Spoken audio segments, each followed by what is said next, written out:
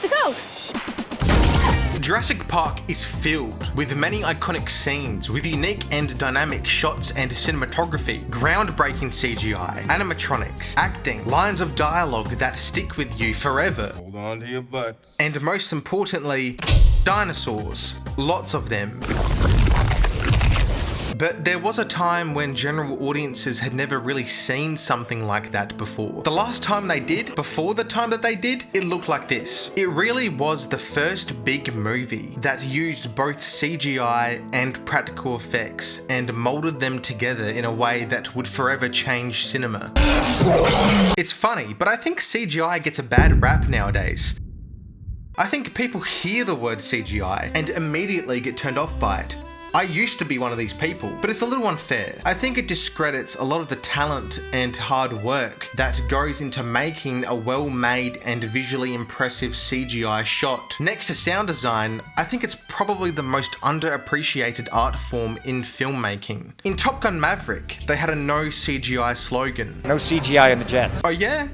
Well, what's this, huh? No CGI. Huh, Tom? What's this? No CGI in the jets. Does this look like CGI? Oh! Don't get me wrong now. Practical effects will always have a slight edge and pull on the audience. It's just the way it is. Even if one day you will never be able to tell the difference, if it really was a practical effect that did that crazy thing, people will always be more impressed by that. It's just the way it is. It's like Tarantino said, it's about metal smashing into metal. Or no, it's about smashing metal into metal and see what the fuck happens. But in my opinion, it's when there is a perfect blend of the two in which the movie is the most magical. Bars.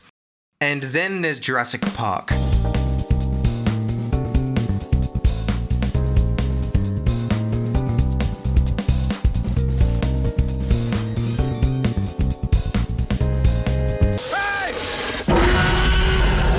Really though, it's the T-Rex escape scene, which was the real first big leap, not just in the film, but with the technology of filmmaking in general, and how it showcased that now, anything is possible. But to understand why this moment is so memorable, first you have to understand what led up to it. The setup is incredible. The entire first half of the movie, up until this point, has basically been one long build-up to this moment. It sets up everything. The characters, their dynamics, their quirks, different plot points and schemes at work. You know, how they needed to put locking mechanisms on the vehicle doors. We needed locking mechanisms on the vehicle door. It illustrates the danger these characters are about to get themselves into, but not in a direct way that beats you over the head with it. But how almost every single scene that leads up to the T-Rex breakout shows how in over his head Hammond was. Because in every scene, there was always something that went wrong. You've got Dennis Nedry's scheme to turn off the power and steal the embryos because he had to crunch overtime with no pay for years. I can tell instantly about people. It's a gift. The catastrophic storm brewing, ready to engulf the entire island. The audience can just get out of their seats whenever they want. We spared no expense. They don't even see any dinosaurs on the pre-programmed tour at first. Damn. The only time they see one of them is when they break out because there are no locking mechanisms on the vehicle doors. And the dino is sick because it ate something it wasn't even supposed to. Spared no expense. That is one big pile of shit. That is one big pile of shit. Morally and ethically, everyone except the blood-sucking lawyer doesn't support the park. They all collectively agree that it's an abomination of science and will only have negative consequences. But you know, condors are on the verge of extinction, so everything is okay. Condors are on the verge of extinction. Hammond spared no expense, but really that's a lie, because he never really considered the consequences that could arise from his dream project. Spared no expense. Thought that if he just threw money into the equation, it would all be fine, but he was wrong. Big time. Then they get to the T-Rex paddock. We're approaching the Tyrannosaur paddock. And this is when all of that setup pays off. Where's the goat? The electricity failing, the lawyer beginning to consider that this wasn't such a good investment to begin with, the night vision goggles, the rain, the water rippling to the footsteps, the goat missing. Where's the goat? And then The framing and the way Spielberg directs the camera is masterful and is well documented by other nerds on the internet, but it's so masterful the way one shot leads to another. He manages to capture a raw sense of scale by first revealing the T-Rex to us with shots within the tour cars. We are obviously familiar with everyday vehicles, which help us, the audience, get a proper sense of how big this creature really is and how terrifying it would be, which is enhanced by a size-accurate and to-scale, highly detailed animatronic model, which is the ultimate metal smashing into metal. About smashing metal into metal. If somehow this scene failed, so would the movie. This one scene is really integral to the film's success, and henceforth integral to how movies are made currently. It had a butterfly effect, if you will. Who knows if CGI ever took off the way it did if it weren't for this movie? Maybe stop motion continued to evolve and to become the norm. I don't know. Quasimodo predicted all of this. Quasimodo predicted all this. CGI was still in its infancy at the time Jurassic Park went into production. They really had to push what technology they had available to its limits. Originally, Steven Spielberg had aimed to use stop motion for the big shots, hiring Phil Tippett, who was previously best known for his work on the original Star Wars trilogy. But Dennis Muren had been developing this CGI shot and was convinced that this was the future, and voila, stop motion was extinct. I turned to Phil, and Phil looked at me, and Phil said, he said, I think I'm extinct. But not really. Instead, he instructed Tippett to develop an input model device to help the CGI animators. Both Tippett and Dennis Muren studied real-life animal movements to perfect the look and feel of how a T-Rex and other dinosaurs would walk and move around. I do think the CGI shots, specifically in the T-Rex escape scene, stand out a little more than the other CGI shots in the film, because a lot of the imperfections and limitations are obscured by the shadows and the rain. It allows it to blend more seamlessly with Stan Winston's animatronics, but the VFX shots are kind of conjoined with the narrative and how it unfolds to the audience. They knew that because this was the big moment of the movie, the midpoint twist, the moment everything flips on its head and completely changes its tone and atmosphere from shock and awe to shock and terror, that they needed the audience to gradually build up their disbelief towards this moment.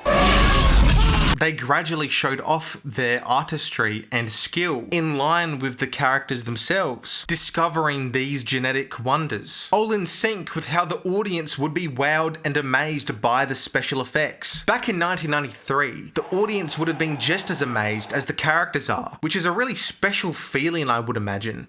Up until this point, we see a small-scale showcase of the close-up animatronics with the high-as-fuck Triceratops and the baby raptor, and we also see a small-scale showcase of the computer-generated skill with the long-neck motherfucker. Both are an impressive display. However, it's in the T-Rex escape scene in which the two blend together seamlessly in an objectively breathtaking and effectively directed brilliant sequence, which was the absolute pinnacle of what filmmaking could achieve at that time, creating a level of realism and tension that audiences had never really seen before.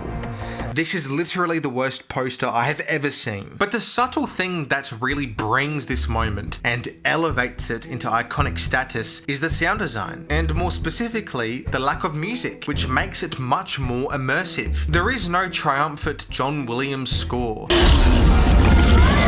or eerie rhythm. The T-Rex escape scene has no music, which is funny that a film with one of the most iconic and memorable soundtracks in cinema has its most iconic scene have no music at all. The only things you hear are exactly what is intended, as if you were right there in the car with these characters as they were all about to die. The raindrops sputtering on the roof of the car. Of the T-Rex, the fence wires untangling, the creaking of the fence,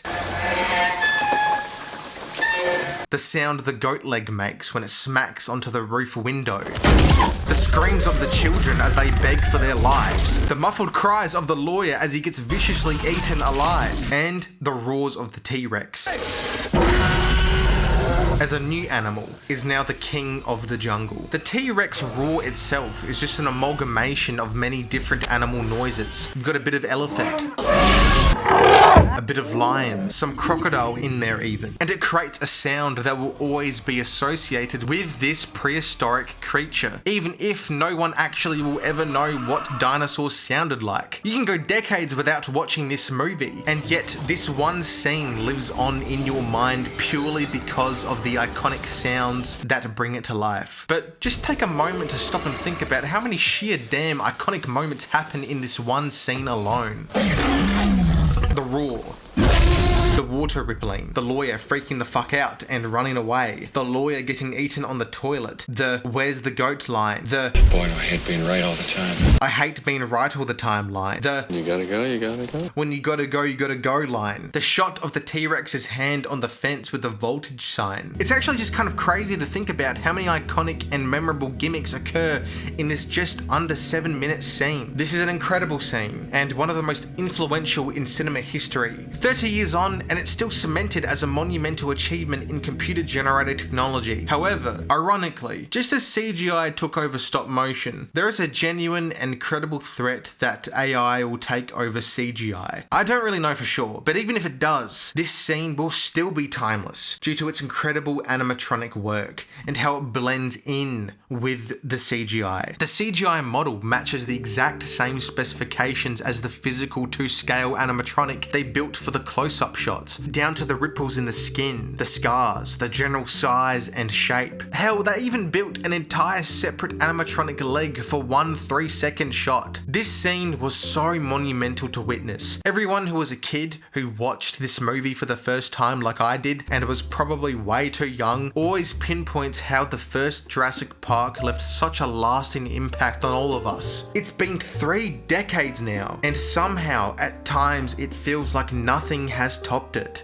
Instead of pushing technology to its limits and making big leaps to advance and push the art of filmmaking further and further to make the fictional feel like non-fiction, we live in a time today where everything feels safe. I mean, not everything, but the majority of the movies that are made today fail to learn the lessons of the old that succeeded before them. 5 sequels later, a new trilogy probably on the horizon, and they still fail to capture the magic and visual and audio pizzazz that made the first Jurassic Park so iconic.